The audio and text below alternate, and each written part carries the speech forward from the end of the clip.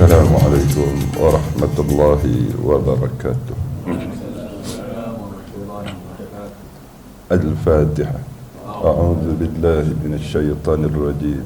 Bismillahirrahmanirrahim. Alhamdulillahi rabbil alamin, arrahmanir rahim, maliki yaumiddin. Iyyaka na'budu wa iyyaka nasta'in. اهدنا الصراط المستقيم صراط الذين أنعمت عليهم غير المغضوب عليهم ولا الضالين.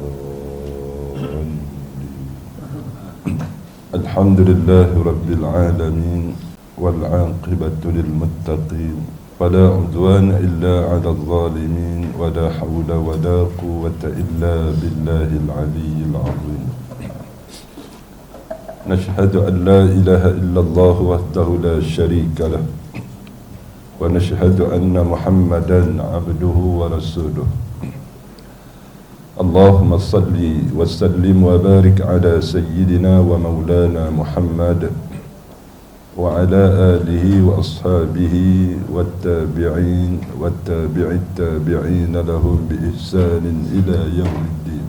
قال الله تعالى في القرآن الكريم: أعوذ بالله من الشيطان الرجيم. إن هذا القرآن يهدي للتي هي أقوم ويبشر المؤمنين الذين يعملون الصالحات أن لهم أجرا كبيرا. صدق الله العظيم.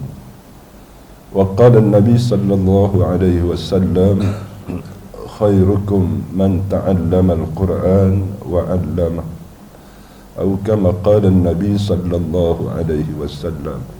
Pertamanya, alhamdulillah, syukur pada Allah Subhanahu wa taala kerana dengan limpah kurniaan daripada Allah Subhanahu wa taala masih lagi dianugerahkan oleh Allah kepada kita dengan nikmat kehidupan. Dan mudah-mudahan dengan nikmat tersebut dapat dijadikan ruang dan juga peluang untuk sama-sama kita muhasabah apakah persediaan bekalan yang akan kita bawa balik bertemu dengan Allah Subhanahu wa taala. Dalam arti kata melaksanakan segala titah perintah Allah dalam masa yang sama meninggalkan segala larangan dan juga tegahan Allah Subhanahu wa taala.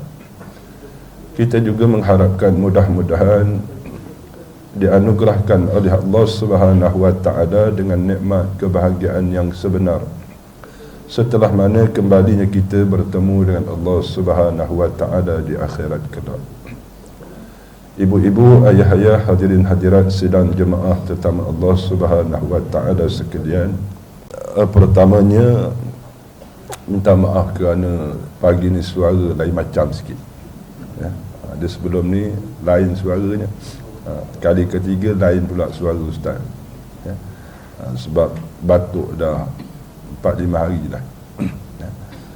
Ada kulli hal, mudah-mudahan dengan sedikit perkongsian kita pada pagi ini ada manfaat untuk sama-sama kita meningkatkan kualiti pada amalan kita, khususnya pada bacaan ayat-ayat suci Al-Quranul Karim. Yang keduanya, kualiti bacaan kita di dalam salat, khususnya yang dinamakan sebagai rukun qauli. Rukun yang mana perlu dibaca, perlu dilafazkan, ada nada suara. Pada pertemuan kita yang lalu telah kita sebutkan di dalam bacaan ayat-ayat suci Al-Quranul Karim dan juga bacaan di dalam salat ini boleh berlaku dua jenis kesalahan. Ya. Ini sebagai ulang kaji sedikit. Yang pertama ialah kesalahan yang dihukumkan lahnul jali, kesalahan yang ketara. Dan yang keduanya ialah lahnul khafi, kesalahan yang tersembunyi. Kesalahan yang dihukumkan lahnul jali ini ada 4. Yang pertama ialah perubahan sebutan huruf. Kita baca Quran, kita akan sebut huruf. Kita baca bacaan di dalam salat, kita akan sebut huruf. Ya. Maka bila mana berlaku perubahan pada sebutan huruf, maka itu dikategorikan sebagai kesalahan yang nyata. Yang keduanya ialah perubahan tanda bacaan. Ada baris atas, baris bawah, baris depan, tanda mati, tanda sabdu dan sebagainya. Itu adalah tanda bacaan. Bila mana berubah tanda bacaan tersebut, daripada baris atas dibaca baris bawah, baris mati dibaca dengan baris depan, maka itu kesalahan yang ketara ataupun kesalahan yang nyata. Yang ketiga ialah perubahan bacaan panjang pendek yang tidak ada hukum mat dipanjangkan, yang ada hukum mat dihilangkan panjangnya. Itu maksudnya. Ya. Ini juga dalam kategori kesalahan yang nyata. Dan yang keempat ialah perubahan kedudukan huruf. Dia perkataannya tak banyak tetapi diulang-ulang oleh Allah Subhanahu Wa Taala di dalam Al-Quranul Karim. Perlu kita ambil perhatian kerana berlakunya perubahan yang disebutkan 4 perubahan di atas sama ada membawa kepada perubahan makna ataupun tidak. Ya. Kalau kita memahami bahasa Arab itu lebih baiklah. Ya. Cuma kalau kita tak faham bahasa Arab sekalipun, jangan melakukan perubahan tersebut. Baris atas mesti dibaca baris atas, jangan diubah. Ya. Sama ada berubah maksud ataupun tidak berubah maksud, maka kesalahan-kesalahan ini dihukumkan haram dan berdosa. Ya. Satunya dihukumkan haram dan kesannya berdosa. Rubba qari'in lil Qur'an wal Qur'anu yal'anu. Berapa ramai orang baca Quran tetapi Al-Quran melaknat mereka. Na'udzubillah min dzalik. Di antara sebabnya melakukan perubahan dengan sengaja terhadap kalimah-kalimah yang kedapatan di dalam Al-Quranul Karim. Pembaca Al-Quran patut meninggalkannya. Jika kesalahan-kesalahan ini berlaku di dalam bacaan sembahyang, yakni rukun qauli khususnya. Bila sebut bacaan sembahyang itu adalah rukun qauli. Dia ada yang rukun, ada yang sunat. Macam rukun bacaan suratul Fatihah itu rukun.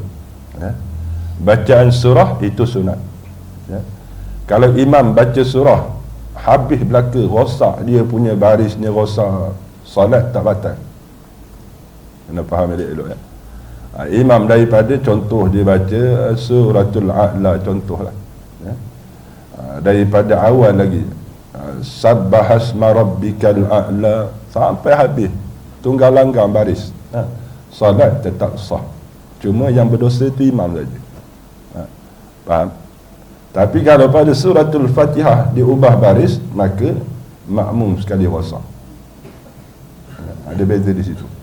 Jadi sebab tu dimaksudkan di situ berlaku di dalam bacaan sembahyang itu pengkhususan pada rukun qauli. Maka hukumnya sembahyang itu tidak sah kalau berlaku kesalahan di atas tu salah satu daripadanya, maka solat tu tidak sah. Alhamdulillahi Rabbil Alamin. Patut baca Rabbi, dia baca Rabba, ya? Maka solatnya tidak sah, ya? Ataupun dihilangkan dia punya pendek ataupun ditambah panjang, ya? Iyyaka na'budu wa iyyaka nasta'in. Du tu tak panjang, dia panjang, ya? Maka solatnya tidak sah. Sebab apa? Sebab itu adalah bacaan di dalam sembahyang yang menjadi rukun. Ya. Itu sedikit sedutan pertemuan kita yang lalu. Dan kita telah sebutkan di antara contoh-contoh, contoh-contoh kesalahan yang berlaku pada baris. Ini di antaranya. Ini. Contoh lafaz yang berubah maksud disebabkan berubah sebutan makhraj huruf, ya. Dia makhraj ni tempat keluar huruf, dan yang keduanya pada huruf ni ada disebut dengan sifat. Satu makhraj, yang keduanya sifat. Makhraj daripada mana huruf tersebut keluar. Yang kedua sifat. Sifat ini ciri-ciri yang ada pada huruf, ya. Jadi kena jaga dua-dua sekali. Makhraj pun kena jaga, sifat pun kena jaga, supaya tidak bertukar sifat. Di antara contoh kadang-kadang berlaku dalam masyarakat kita, berubah sifat, ya. Huruf dad, ya, huruf dad tahu kan? Huruf dad ada tak sini? Sini tak ada, ya. Huruf dad tu bila mana dia bertanda sukun, dia tidak ada qalqalah. Contoh bacaan surah Yasin.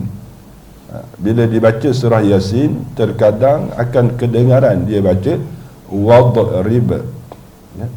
Dia huruf dad tu tidak ada qalqalah, tidak ada lantunan bunyi, ya. Bila berlaku lantunan bunyi tersebut, maka itu kesalahan pada sifat huruf, ya. Dia huruf dad ni sifatnya istitalah, tertahan. Wadrib, ba tu betul ada qalqalah, ya. Tapi kadang-kadang dua-dua bunyi qalqalah. Wadrib, ba pun ada qalqalah, ba pun ada qalqalah. Yang sebenarnya yang ada qalqalah, lantunan bunyi, sifatnya qalqalah hanya huruf ba, tapi dad pun dia bunyi sekali. Itu di antara sifat huruf, ya. Begitu juga dengan huruf sin, dengan huruf sa, ya. Huruf sa, sifat huruf yang ada padanya ialah al-hams. Al-hams ini ialah desiran yang sedikit, ya. Desiran yang sedikit. Manakala huruf sin dia ada sifat safir. Safir ni bukan supir, ya. Supir tu driver kan. Nah, safir ni sifatnya mesti ada desiran, ya. Desiran yang jelas. Iyyaka na'budu wa iyyaka nasta'in, mesti ada nasta'in, kena ada begitu, ya. Mustaqim, kena ada mustu, kena ada, kena ada, ya. Kalau kata tidak dijelaskan pada safirnya itu, maka dalam kategori kesalahan yang tersembunyi, ya. Solatnya sah, ya, tapi berlaku sedikit kecacatan, ya. Dia bukan dalam kategori yang ketara tadi, yang nyata, ya. Tapi kalau memang dia baca huruf sin tersebut digantikan dengan huruf sa, mustaqim, tu batal salat dia. Salat dia tidak sah, kena bezakan di situ, ya. Jadi yang ni kita dah tunjuk pada siri yang lalu. Kalau kita ulang lagi sekali kan lambat pula. Boleh hayah-hayah, ya. Yang ni berubah pada sebutan baris ataupun tanda bacaan, ya. Yang saya ambil ni bukan secara keseluruhan, sebahagian daripada apa yang ada di dalam Al-Quran dan juga apa yang ada di dalam bacaan salat kita. Di sini contoh al-falah, al-fallah ini di dalam azan, jangan ditambah. Sebab kita pernah dengar ada orang azan begini, hayya 'alal fallah, dengar sedap dah, tapi maksud telah berubah, ya. Al-falah bermaksud kejayaan, al-fallah maksud dia peladang, ya. Marilah kita semua jadi peladang. Orang tak datang masjid, ya. Dia tambah tanda bacaan, maksud berubah. Itu bahasa Arab, ya. Kena jaga dulu, ya. Macam ni al-jannah, al-jinnah, al-junnah. Kalau tak ada baris boleh baca belaka. Al-jannah boleh, al-junnah pun boleh, al-jinnah pun boleh. Tapi kesesuaian dalam ayat kena tengoklah baris yang mana satu, ya. Tapi alhamdulillah Quran yang sedia ada pada kita ni semuanya ada baris. Yang ada baris tu pun kadang berubah juga, tu masalah dia. Yang ada baris lah tu, ya. Yang ada baris tu perhatikan elok-elok, jangan berlaku kesalahan tersebut. Ini di antara contoh, ya. Walaupun satu baris sahaja berubah, ya. Di dalam surah Fatir ayat 29, boleh rujuk, ya. Dia cuma nombor ayat tu tak nampak. Innama yakhshallaha. Kalimah Allah di sini dengan baris di atas. Ya. Min ibadihil ulama. Bila mana diubah sama ada dengan sengaja ataupun tak sengaja, innama yakhshallahu, contoh dibaca dengan hu, na'udzubillah, ya, maka maksud dia berubah secara 100%. Maksud yang dikehendaki innama yakhshallaha min ibadihil ulama, sesungguhnya yang takut akan Allah daripada kalangan hambanya ialah al-ulama, orang yang dikurniakan dengan nikmat ilmu. Kita sebut ulama lah.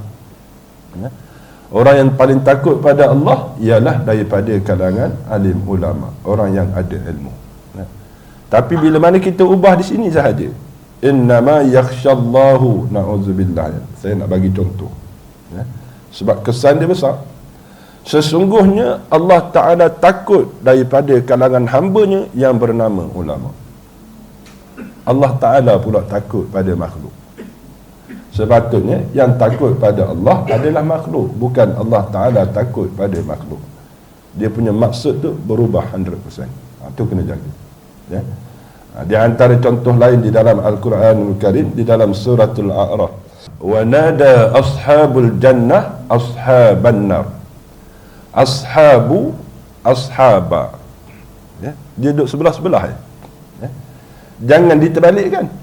Jangan dibaca wa nada ashabal jannah ashabun nar.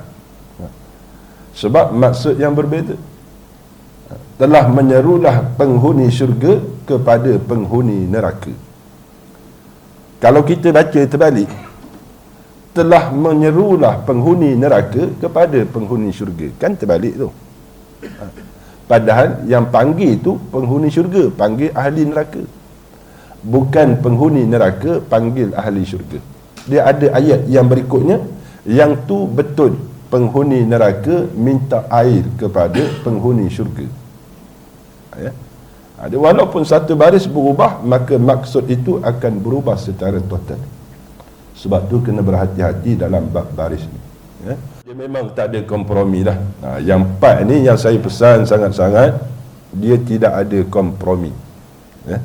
Kalau kata yang 3 berbaki, kesalahan yang tersembunyi itu boleh lagi dimaafkan, cuma jangan berterusan, ya.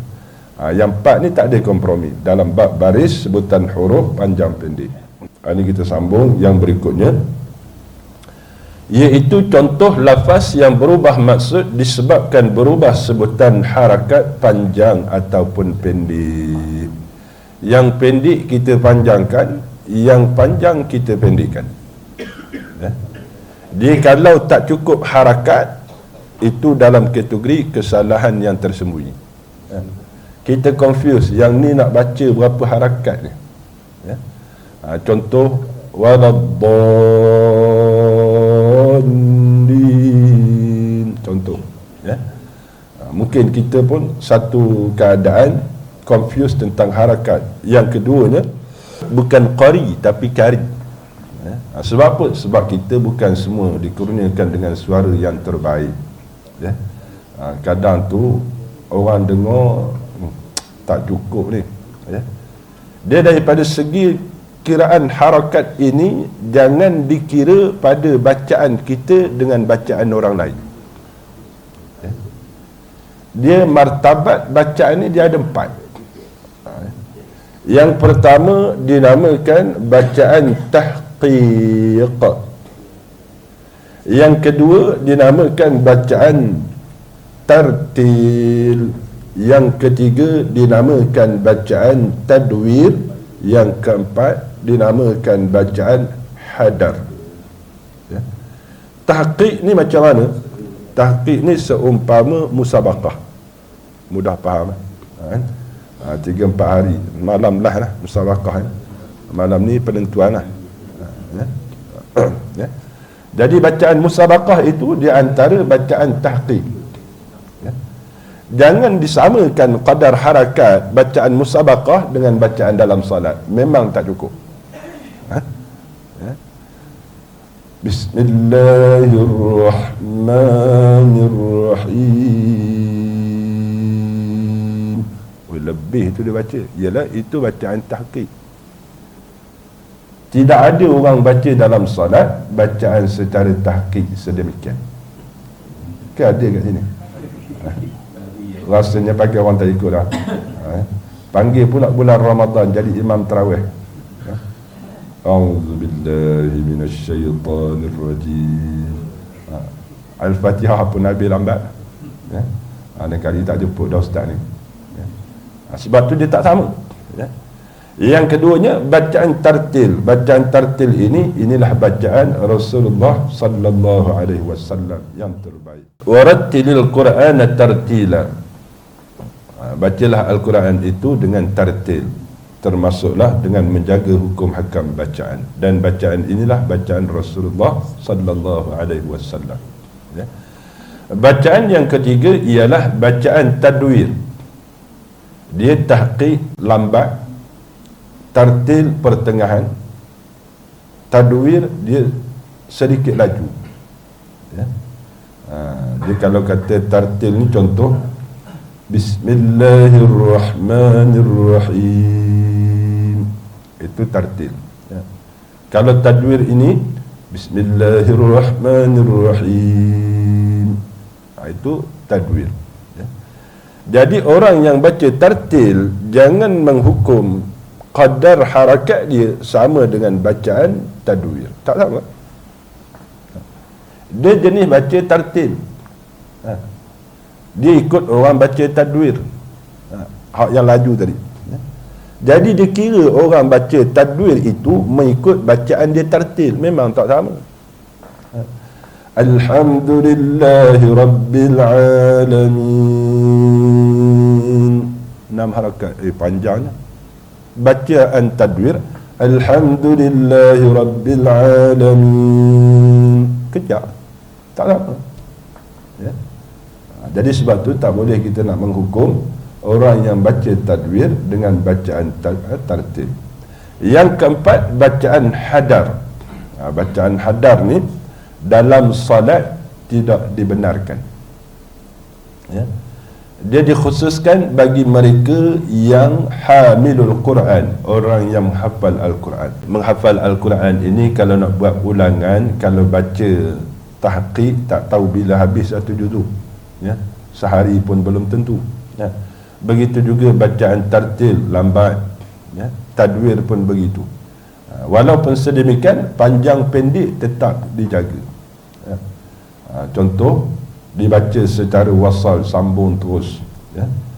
Jadi macam mat jaiz qiraat kita baca 4 ataupun 5 harakat.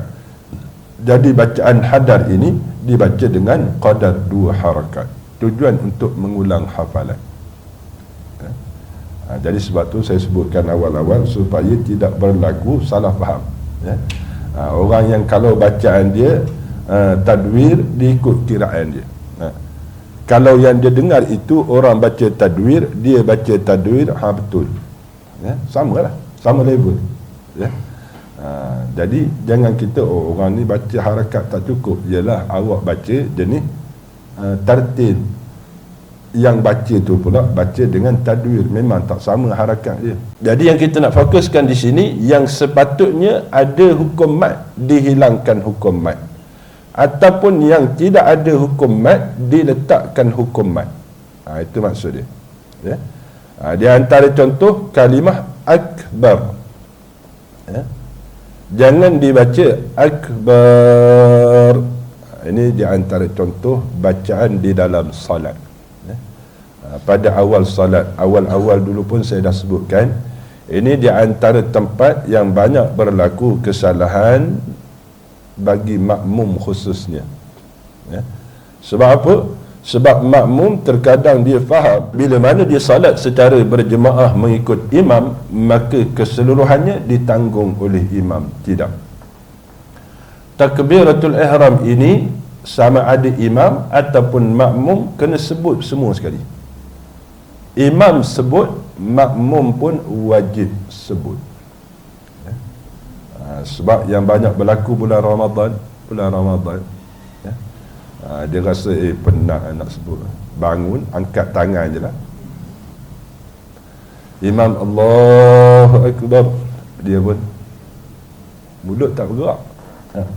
Mulut tak bergerak, tidak ada salat baginya. Dia kena sebut lafaz Allahu Akbar, dan lafaz tersebut mesti jelas, jelas pada sebutan, ada dua perkataan dan tidak berubah sama sekali pada tanda bacaan, pada qadar panjang, tak berubah. Sama ada diubah perkataan pun dilarang, atau perbahasan panjang dalam kitab fiqh. Di antara contoh kita nak ubah Allahu A'zam, A'zam pun maha besar juga, tidak sah salatnya. Ataupun dia letak baris yang berbeza, Allahu Akbar, Akbar, tak diterima juga. Allahu Huwal Akbar, itu dibahaskan semua dalam kitab fiqh, tak diterima belaka. Mesti dua perkataan ini saja. Ini dua perkataan yang paling afdal. Dan bila sebutan tersebut jangan ditambah qadar panjangnya. Contoh macam ni, ada orang yang kadang tu dia nak nampak macam Arab sikit. Allahu Akbar, bunyi macam Arab lah, tapi maksud berubah. Bila maksud tu berubah, maka tidak ada salat baginya. Sebab takbiratul ihram ini rukun yang pertama, rukun qauli. Bila salah, maka semua salat tu tak ada. Akbar maksudnya maha besar. Akbar maksud dia gendang, tahu ayah gendang ke? Gendang yang Cina duk main tu. Tun tun tun tun tun tun tun. Akbar maksud dia at-tiblu, gendang. Allah itu gendang, tak kena. Jadi jangan dipanjangkan. Akbar. Jadi kena sebut tu biar jelas. Sama juga pada Allah, kalimah Allah, lam alif itu boleh dipanjangkan maksimum 6 harakat. Itu ada perbahasan dia. Boleh rujuk di dalam kitab Mughni Al-Mustas karangan Syekh Syarbini. Begitu juga dengan fiqh-fiqh yang lain. Apatah lagi bagi imam. Kadang tu ada yang ambil 2 harakat, tidak ada halangan, silakan. Sebab kadang-kadang menjadi isu, Ustaz, boleh ke panjang Allah? Dia sunat bagi imam sebab apa? Memberi ruang kepada makmum untuk melafazkan takbiratul ihram. Itu perbahasan fiqh pula lah. Cuma jangan dibaca A itu panjang. Bila A itu panjang, maksud jadi lain. Allahu Akbar, Akbar tu betul dah, tapi Allah itu dipanjangkan pada A. Bila dipanjangkan A itu, dia menjadi istifham. Itu persoalan. Adakah Allah itu maha besar? Dia sikit je bahasa Arab. Bila A tu dipanjangkan, adakah? Istifham. Dia persoalan. Adakah Allah itu maha besar? Salah satu berlaku kesalahan, maka tidak ada salat baginya. Kalau dua-dua, lagi berat. Allahu Akbar, dua-dua salah, lagi berat. Ataupun ada juga yang kita perhatikan, bukan di sini ya, tempat lain. Allah, diam, ada. Akbar tak dengar, maka tak ada solat. Dia mesti dua perkataan ni. Nama pun takbiratul ihram. Bila sebut takbir itu, maknanya kalimah akbar itu kena ada, baru nama takbir. Dia Allah itu membesarkan akan Allah Ta'ala. Jaranglah kita dengar tiba-tiba akbar, jaranglah. Tapi yang Allah, diam, yang tu ada, maka tak ada salat. Jadi takbiratul ihram ni kena jaga ibu-ibu dan ayah-ayah sidang jemaah tetamu Allah, Jangan berlaku kesalahan pada sebutan kalimah tersebut, walaupun dua kalimah sahaja, Saya tak ingat apa maksud dia tadi ustaz. Tak ingat maksud tak apa. Yang penting jangan ubah panjang pendek tu saja.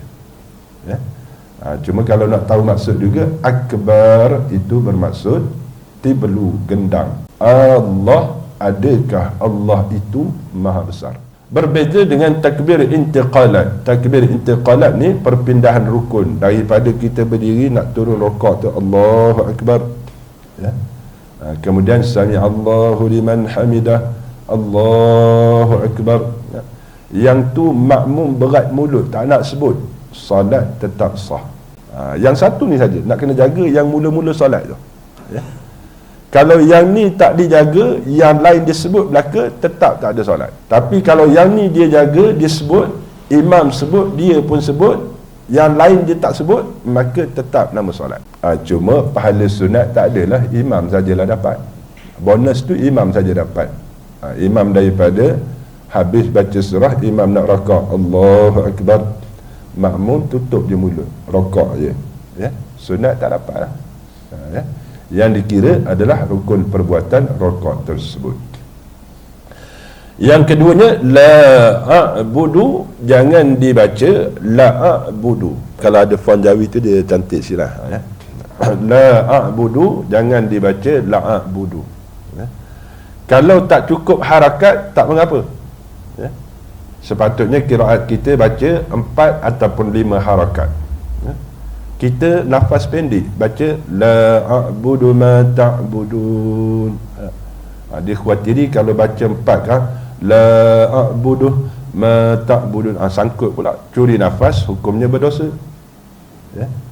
Jadi maknanya dia ambil paling minima harakat pun maksud tak berubah. Kalau kata nak ambil minima harakat, kena tahu sebab dia bila baca 2 harakat ni, qiraat kita riwayat Hafsin ni dia ada 2 jalur. Satunya dinamakan Tariq Syatibi, yang kedua namanya Jazari. Yang diamalkan di dalam negara kita ni dinamakan jalur Tariq Syatibi. Tariq Syatibi ni dibaca mad jaiz dengan 4 ataupun 5 harakat. Kalau dibaca dengan 2, ada Tariq Jazari. Cuma nak ingat nama tu lah. Kalau orang tanya kenapa awak baca 2, saya dengar ustaz cerita tu boleh. Kena tahulah Tariq siapa. Sama juga kita nak baca siratal ladzina an'amta alaihim ghairil maghdubi alaihim waladdallin. Contoh. Kenapa baca baris mim tu dihidupkan baris depan pula? Saya dengar kuliah subuh hari tu ustaz baca, tak boleh baca macam tu. Dia kena tahu riwayat siapa yang baca macam tu, baru boleh baca. Itu kaedah dia. La a'budu bermaksud tidak aku sembah. La a'budu sudah tentu aku sembah. Kan? Sikit je. La a'budu ma ta'budun, tidak aku sembah apa yang kamu sembah. La a'budu sudah tentu aku sembah apa yang kamu sembah. Tak ada beza orang kafir dengan orang beriman. Jadi sikit je, bahasa Arab ni ubah sikit je, maksud berubah. Kemudian la nakuna dengan la nakuna, yang ni kebiasaannya di dalam doa. Rabbana zalamna anfusana wa illam taghfir lana wa tarhamna lanakunanna minal khasirin. Yang sepatutnya la nakuna, lam itu tak panjang. Ada kita dengar dia baca la nakuna. Bila dia ubah panjang tu, maka maksudnya jadi orang sombong. Kalau dibaca la nakuna, itu orang tawaduk, merendah diri kepada Allah. Kalau dibaca la nakuna, orang sombong. Kita lihat terjemahan dia, Rabbana zalamna anfusana, ya Allah, ya Tuhan kami, sesungguhnya kami telah menzalimi akan diri kami. Dan Rabbana zalamna anfusana wa illam taghfir lana, dan jika engkau tidak ampunkan dosa-dosa kami ya Allah, wa tarhamna, dan tidak sayang kepada kami ya Allah. Jadi kita minta tu dengan rendah diri kan. lanakunanna minal khasirin. Sudah tentu ya Allah, kami ni daripada kalangan orang yang rugi. Kan orang merendah diri kan. Tapi kalau dibaca lanakuna, ini orang sombong saya sebutkan tadi. Maksud awal tu sama. Ya Allah, sesungguhnya kami telah menzalimi diri kami, dan jika engkau tidak mengampunkan dosa kami dan tidak mengasihi akan kami ya Allah, kami tak ada masalah ya Allah, kami bukan orang yang rugi. Kan maksud dia lain tu. Bila la nakuna, kami ni bukan daripada kalangan orang yang rugi. Kita pula declare, padahal kasih sayang, keampunan milik Allah. Kita minta ampun pada Allah, tapi tanpa sedar kita berlaku sombong pada Allah. Itu bahasa Arab. Tak faham maksud tak apa ibu-ibu dan ayah-ayah, hadirin sidang jemaah terutama Allah. Cuma nak bagi penekanan, jangan diubah perkataan yang ada tu. Begitu juga kalimatun,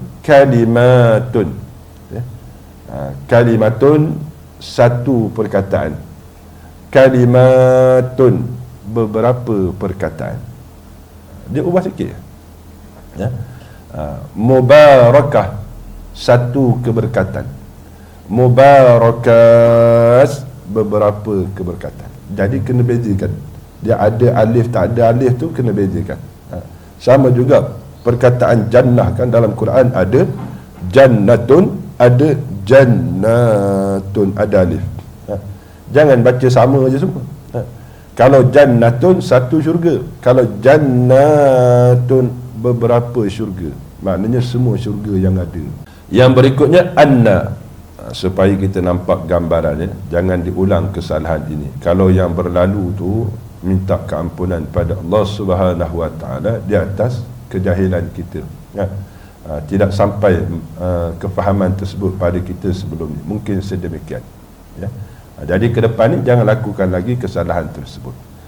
Anna dan juga anna, yang ni saya ambil di antara contoh dalam bacaan syahadatain, mengucap dua kalimah syahadah. Yang ni di dalam bacaan salat kita, bacaan tahiyat akhir tu. Wa ashhadu anna Muhammadan Rasulullah.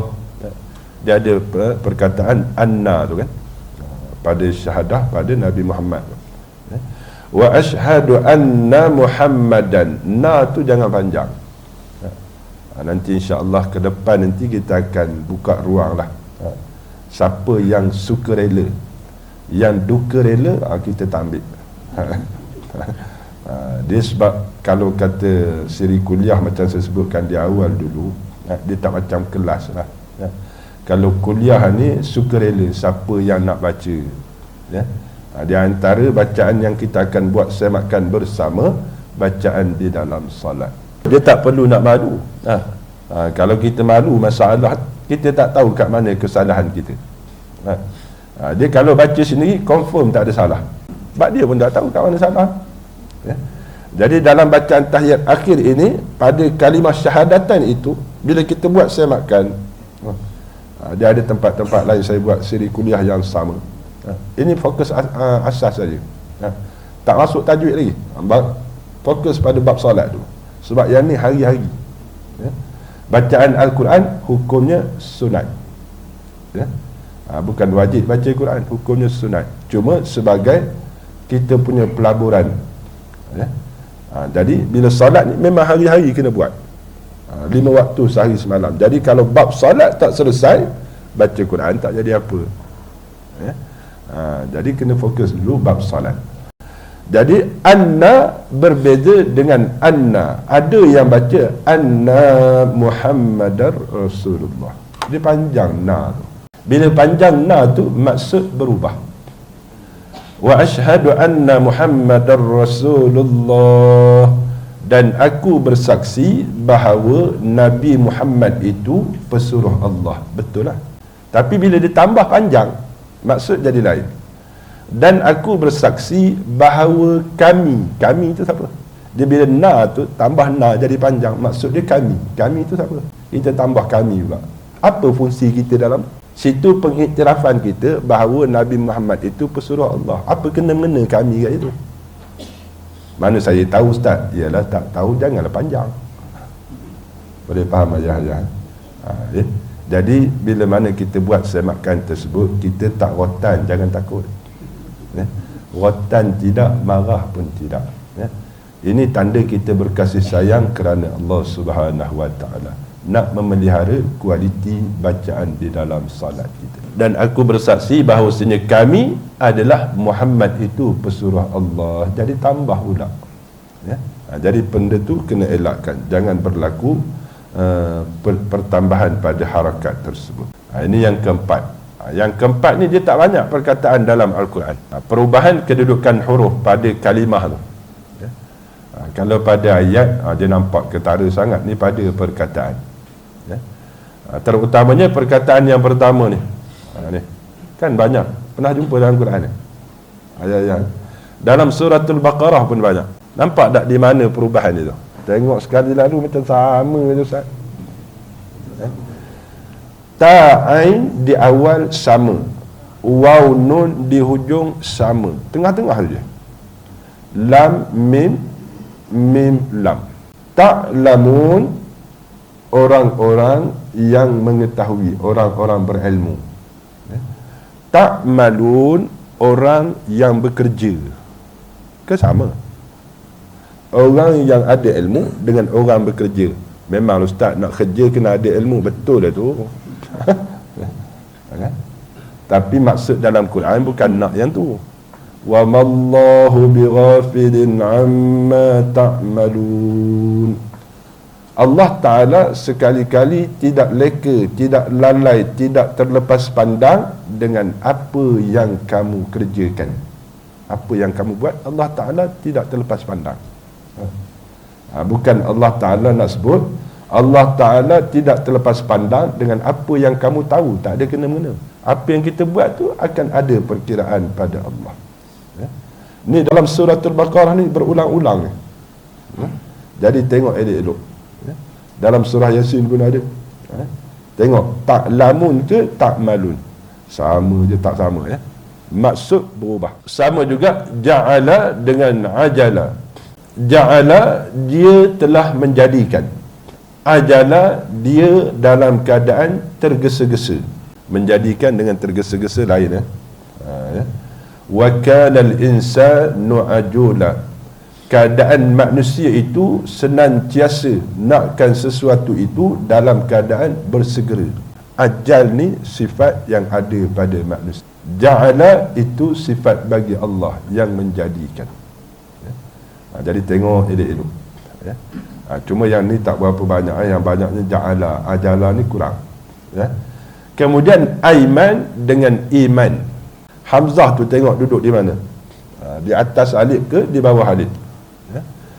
Aiman bermaksud sumpah, iman maksud percaya ataupun iman lah, kita sedia maklum iman ya. Dalam Quran dua-dua tu ada ya. Wala tattakhidhu aymanakum, jangan kamu mengambil sumpah mereka ya. Peringatan daripada Allah kepada Nabi Muhammad sallallahu alaihi wasallam. Jangan diambil sumpah mereka, sebab janji setia mereka ni mereka akan mungkiri ya. Ada tempat digunakan kalimah iman. Jadi iman, tengok dia punya hamzah tu berada di mana ya. Kalau kita buat sambil lewa je baca, okey je, baca iman pun boleh, aiman pun boleh. Itu kesalahan yang dihukumkan haram dan berdosa. Na'udzubillah. Jadi insya-Allah kita muhasabah bersama. Ini 5 rukun qauli di dalam salat. 5 rukun qauli dalam salat ni ya. Kita tidaklah kata nak fokus secara detail ataupun terperinci tentang salat ya. Cuma bila mana kita sudah ketengahkan berkaitan dengan pengajian ilmu tajwid, ini di antara perkara yang perlu kita utamakan ya. Dia 5 ni saja. Rukun qauli yang mesti kita baca, mesti ada nada suara, mesti ada lafaz ya. Dia tak membadai dengan sekadar mulut je bergerak, bunyi tak ada, maka tak dinamakan rukun Ya. Dia mesti ada nada suara. Ya. Yang pertamanya ialah takbiratul ihram.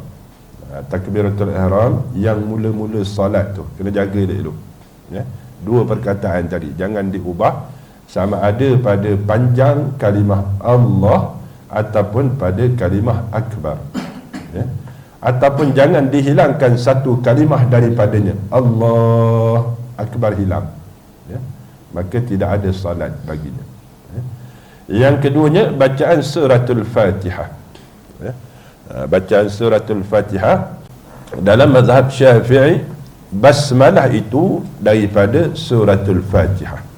Bacaan suratul Fatihah dalam mazhab Syafi'i, basmalah itu daripada suratul Fatihah. Ya. Kalau dibaca kuat, maka basmalah dibaca kuat.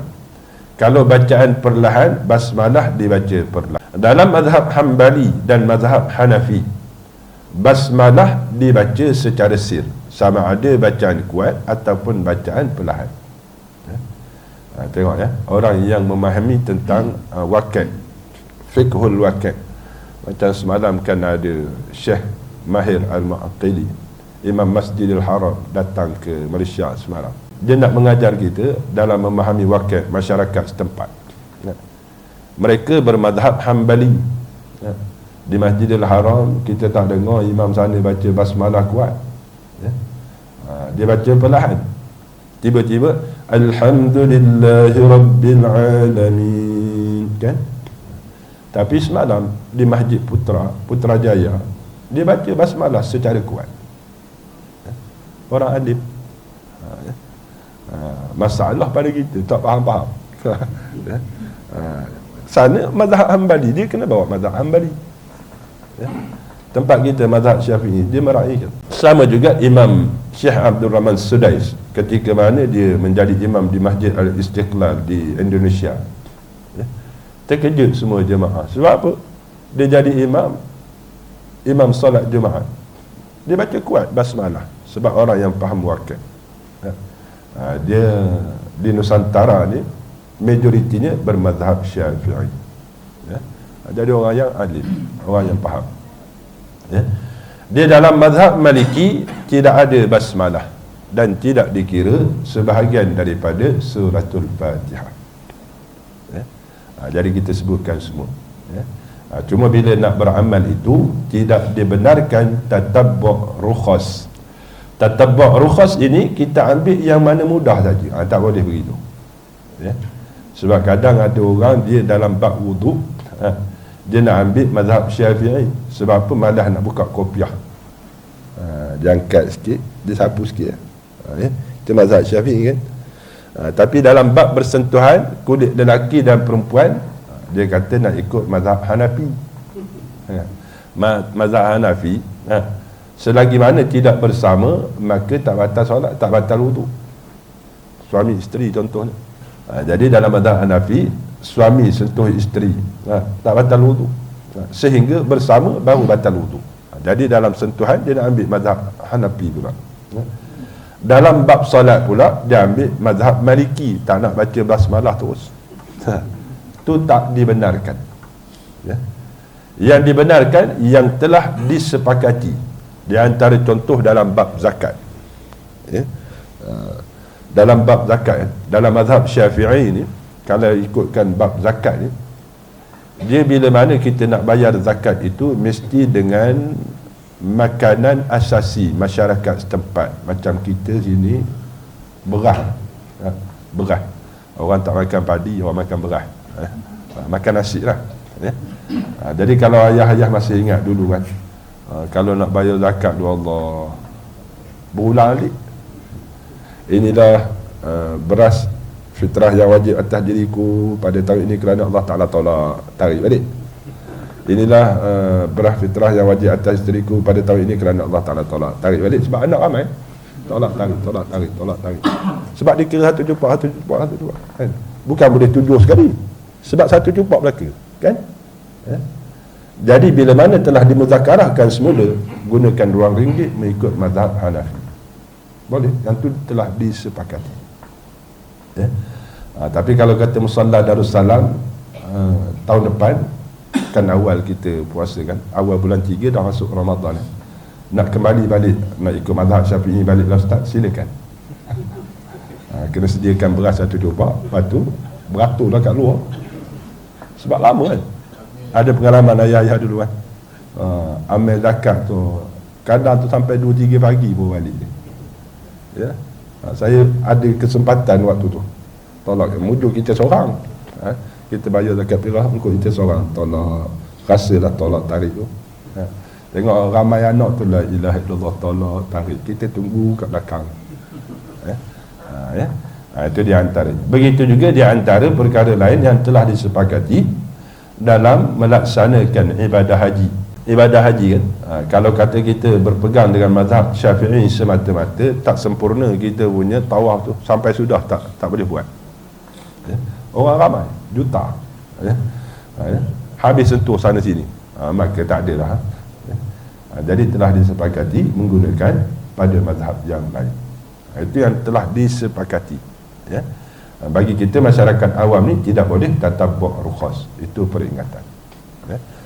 Kita fokus tadi pada bacaan suratul Fatihah. Dalam mazhab Syafi'i mesti dibacakan basmalah. Basmalah tu pastikan huruf ba itu wujud. Sebab terkadang ada yang dia nak lagukan sampai hilang huruf ba. Bismillahirrahmanirrahim, bunyi bismillah je. Dia ba tu ada fungsi dia, bukan saja diletak huruf ba tu.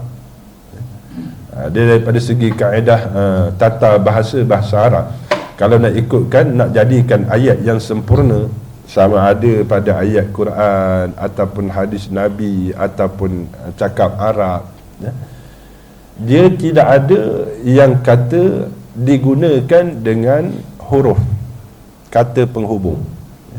Dia mesti apa-apa ayat yang kita nak buat mesti dimulakan dengan kata nama ataupun kata perbuatan. Tapi pada bismillah itu, ba itu huruf. Itu i'jazul Quran. Maha hebat Allah Subhanahu wa taala. Dia ada perbahasan. Sebab apa tidak diletakkan pada awalnya dengan kata nama, tidak diletakkan dengan kata perbuatan? Nak menunjukkan apa-apa sahaja amalan yang kita letakkan dengan bismillah pada permulaannya, itulah hubungan amalan kita dengan Allah Ta'ala. Bila mana kita, aku makan dengan nama Allah, aku minum dengan nama Allah, jadi tak perlu nak letak perkataan sama ada kata perbuatan ataupun kata nama di awalnya. Kalau sudah ada kata nama ataupun kata perbuatan, bagaimana nak dihubungkan amal kita dengan nama Allah? Sebab tu tak diletakkan. Tak perlu kita nak baca Quran aqra'u bismillahirrahmanirrahim, tak payah. Bila kita sebut bismillahirrahmanirrahim, maknanya memang kita niat nak baca Quran. Tak perlu nak sebut aku baca dengan nama Allah, tak payah. Sebab memang secara automatik telah menghubungkan amalan kita itu, perbuatan kita itu dengan nama Allah. Hebatnya Allah Subhanahu wa taala. Jadi ba tu jangan dihilangkan. Jadi kadang-kadang ada yang nak lagukan, dia hilang ba. Jadi satu huruf pun tak boleh gugur.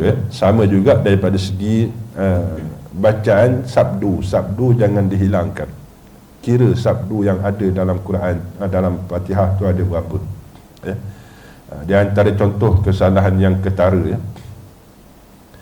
Iyyaka na'budu wa iyyaka nasta'in. Iyyaka jangan dibaca iyyaka.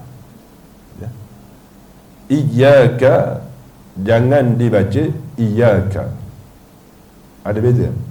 Ada. Sebab di situ ada sabdu. Ya itu ada sabdu.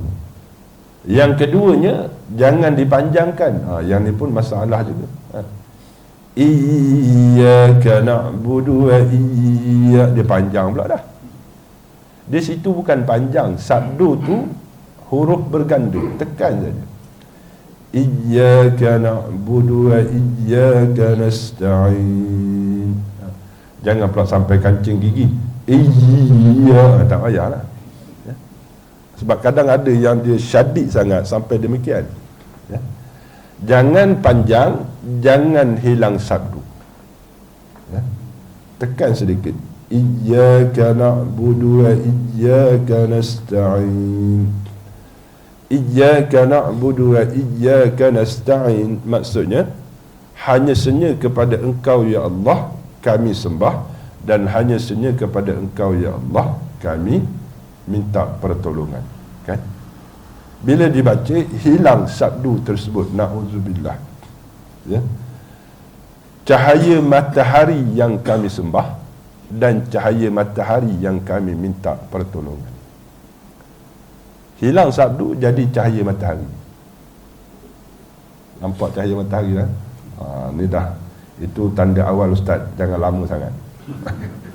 Boleh faham ayah ya? Dia hilang sabdu, maksud jadi lain. Maka salat tidak sah, kena jaga-jaga. Ya? Jadi benda ni perlu kita ambil perhatian, sebab yang ni setiap hari kita buat. Dan bila sebut rukun ibu-ibu dan ayah-ayah sidang jemaah tetamu Allah, bukan hanya pada salat fardu sahaja, salat sunat pun yang ni juga. Ya? Salat sunat pun benda yang sama, tidak ada beza. Ya? Takbiratul ihram, salat sunat pun kena sebut juga. Ya? Bacaan suratul Fatihah kena baca juga. Ya? Bacaan tahiyat akhir kena baca juga. Selawat ke atas Nabi kena sebut juga. Begitu juga dengan bagi salam. Tidak pula kata bila salat sunat tak payah takbiratul ihram, baca Fatihah, bacaan tahiyat akhir, selawat pada Nabi, lepas tu keluar sembahyang, tak payah bagi salam. Tak begitu, sama je rukun. Sama juga yang sunat. Apa yang sunat dalam salat fardu, itu juga yang sunat dalam salat sunat. Dia tak ada beza. Cuma yang ada sedikit rukhsah yang dibahaskan oleh ulama dalam bab rukun ialah berdiri. Ya. Berdiri itu ada rukhsah. Kalau dalam salat fardu, dia tak boleh pilih yang bawah terus, dia mesti ikut turutan.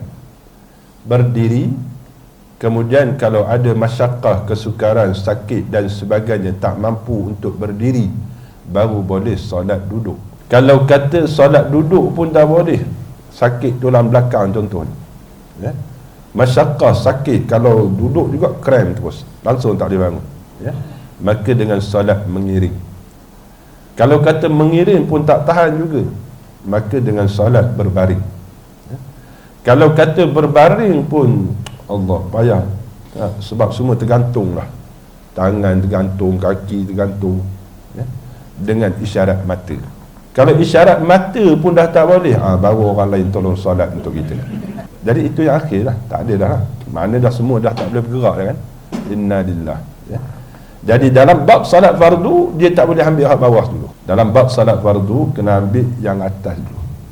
Kalau betul-betul ada masyakkah, kesukaran, kalau kita lihat di dalam kitab fiqh, kalau kata dengan bertongkat itu boleh menjadikan dia berdiri, kena guna tongkat untuk dapatkan afdal berdiri.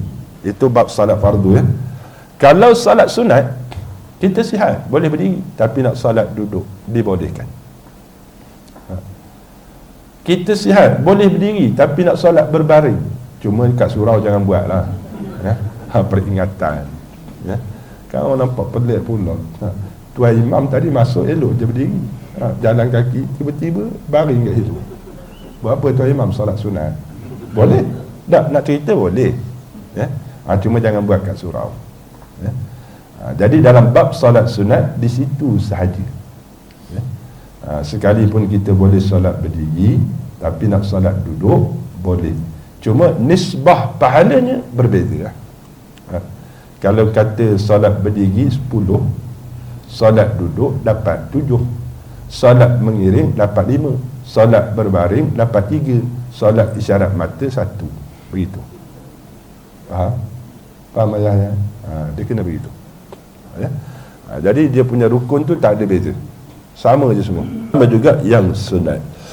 Kemudian bacaan tahiyat akhir, itu yang ketiga yang mesti kena baca. Nanti kita akan buka lah sukarela, ya. Kalau hari ni sekarang kami tak bersedia ustaz, tak bersedia payah juga, Ya. Ya. Padahal bersedia tak bersedia boleh je tanya, sebab dah setiap hari buat kan. Cuma kalau ustaz tunjuk tu lebih yakin lah. Ya. Dia kadang tu dia kalau tak tunjuk bacaan tahiyat akhir, dia jadi confused. Macam mana? Padahal tiap-tiap hari dah baca dah. Kemudian selawat ke atas Nabi. Selawat ke atas Nabi ni, ya, dia satunya rukun, ya, rukun. Allahumma salli ala Muhammad wa ala ali Muhammad, yang sebaiknya dengan 2 selawat. 1 selawat sah salat. Sebab selawat yang kedua itu sebahagian ulama mengatakan hukumnya wajib. Yang kedua menghukumkan selawat yang kedua itu adalah sunat ab'ad. Bagi saya lah, secara peribadi saya lebih suka ambil yang wajib. Sebab apa? Kalau kata sunat ab'ad tak dibaca, dianjurkan untuk sujud sahwi pula.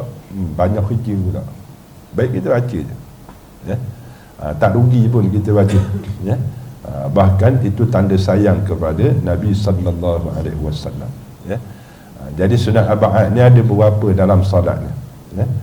Di antaranya bacaan tahiyat awal, kemudian bacaan doa kunut, itu sunat ab'ad, ya? Kemudian selawat ke atas Nabi, itu sunat ab'ad. Kalau baca kunut dah tapi hujung tak ada selawat pada Nabi, maka dianjurkan untuk sujud sahwi juga, ya? Nastaghfiruka wa natubu ilaik. Imam lupa nak baca selawat, ya? Maka dianjurkan untuk sujud sahwi, ya? Sujud sahwi imam tak buat, start mana? Dah siap bagi solat, dah siap bagi salam semua dah, baru makmum ada tegur, tuan imam tadi selawat tak baca, perlu diulang? Tak perlu, sah dah salat dah sah. Nama pun sunat ab'ad. Kadang-kadang orang kita tu yang confuse dalam bab sunat ni, masih ramai yang confuse. Sama juga, ini pernah berlaku dulu tuan-tuan, ya? Ni tempat lain, solat raya. Solat raya, solat raya ni ialah setahun sekali, setahun 2 kali, raya Aidilfitri, Aidil Adha. Jadi dia takbir pertama 7 kali, tidak termasuk takbiratul ihram. Rakaat kedua takbir 5 kali, tidak termasuk takbir intiqalat daripada sujud. Ya. Jadi bila mana takbir rakaat pertama, imam terus baca al-Fatihah. Ya. Ada makmum subhanallah. Bila subhanallah, imam terkejut. Oh, imam kata, imam berhenti. Kita solat lain, la ilaha illallah. Tak, benda ni realiti. Takbir itu sunat sahaja, dia bukan rukun, ya? Maknanya bila dia tengok tak faham juga. Takbir ratul ihram dengan takbir yang selang 7 kali itu sunat sahaja, ya? Tak baca takbir belaka tak apa, tapi takbir ratul ihram kena baca, ya? Ada juga berlaku pertama dia baca, rakaat pertama imam baca sampai 7 kali takbir. Bangun rakaat yang kedua, ialah mungkin ingat solat duha, kan? Bangkit, lepas tu tak baca takbir, terus baca suratul Fatihah, ya? Jadi imam pun kena ingat, bila mana makmum subhanallah, dia berhenti, dia ulang balik takbir, maka batal solat. Sebab apa? Meninggalkan yang rukun, mengambil yang sunat.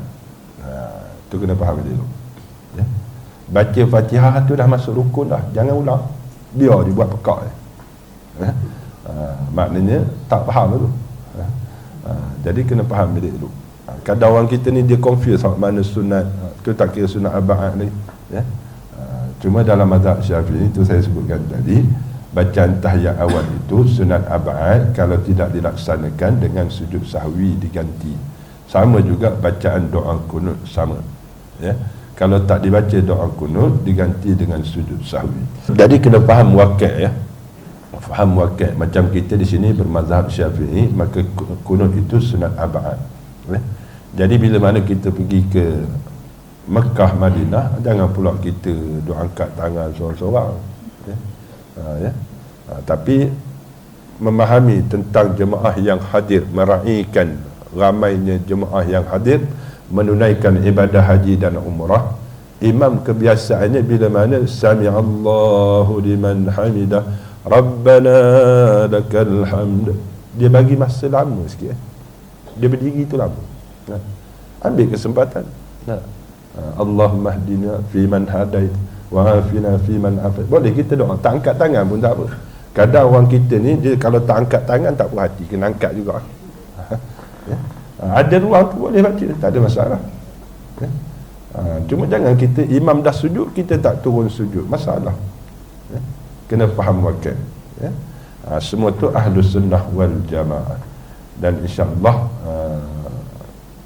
ada persoalan boleh kemukakan kalau ada persoalan. Kalau ada dah, kalau tak ada tu alhamdulillah. Faham lah ke? Ada soalan? Ya. InsyaAllah ya akan datang kita akan ialah sukarela lah, bukan dukarela. Boleh buat semakan balik ya. Tengok balik bacaan tahiyat akhir. Sebab kadang-kadang benda tu daripada kecil tak berubah, baca macam tu je, nak buat macam mana bila mana kita tahu rupanya salah jadi perlu diperbetulkan. Jadi kita tangguhkan perkongsian ilmu kita dan bacaan tasbih kafarah dan suratul As. Subhanakallahumma wa bihamdika asyhadu an la ilaha illa anta astaghfiruka wa atubu ilaik. Bismillahirrahmanirrahim. Wal 'asr innal insana lafi khusr إلا الذين آمنوا وعملوا الصالحات وتواصوا بالحق وتواصوا بالصبر. أعوذ بالله من الشيطان الرجيم. بسم الله الرحمن الرحيم. الحمد لله رب العالمين والصلاة والسلام على أشرف الأنبياء والمرسلين وعلى آله وصحبه أجمعين. اللهم فقهنا في الدين وعلمنا تأويل. اللهم ارزقنا فهم النبيين وحفظ المرسلين برحمتك يا أرحم الراحمين. والله أشد بأسا وأشد تنكيلا فالله خير حافظا فالله خير حافظا فالله خير حافظا وهو أرحم الراحمين. وصلى الله على سيدنا محمد وعلى آله وصحبه أجمعين والحمد لله رب العالمين.